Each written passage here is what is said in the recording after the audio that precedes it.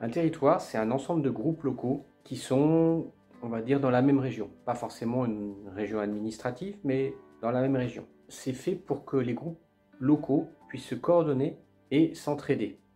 C'est le lien qui permet de faire des échanges de bonnes pratiques, des échanges d'expériences, des échanges de matériel. C'est un moyen de s'entraider au sein d'un même espace géographique. C'est aussi l'occasion d'organiser des formations à échelle territoriale pour l'ensemble des bénévoles. On organise également des mini-camps territoriaux pour que tous nos jeunes se rencontrent.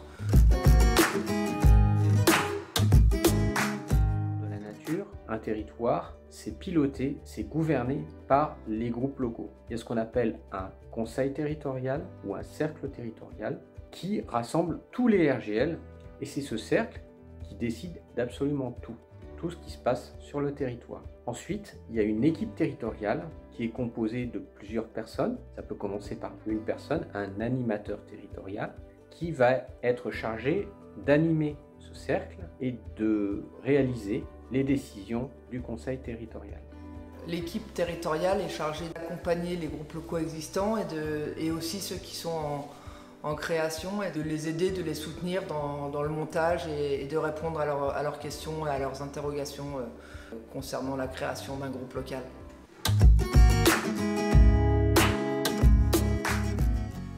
Alors l'équipe territoriale, elle est formée de bénévoles qui sont déjà là dans l'association depuis plusieurs années, qui ont accumulé de l'expérience.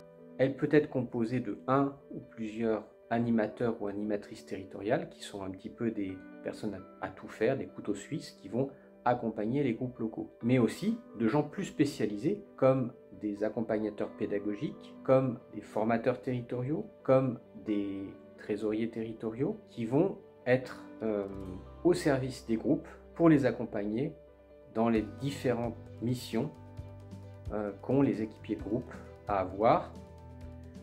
Quand le territoire se développe, il y a la possibilité d'élire un ou une déléguée territoriale qui va peu à peu remplacer le national sur un certain nombre de fonctions telles que le suivi des camps d'été. Ces équipiers territoriaux sont eux-mêmes suivis par les équipiers nationaux pour être accompagnés au mieux.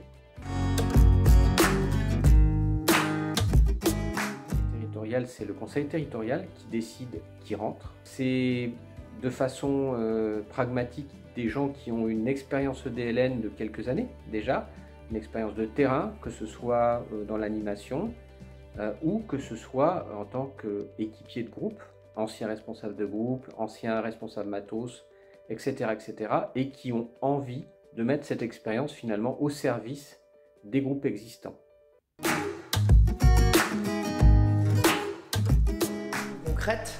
Et en lien de cette vidéo, tu vas trouver les informations, la plaquette du territoire et aussi tout un tas d'informations sur le centre de ressources.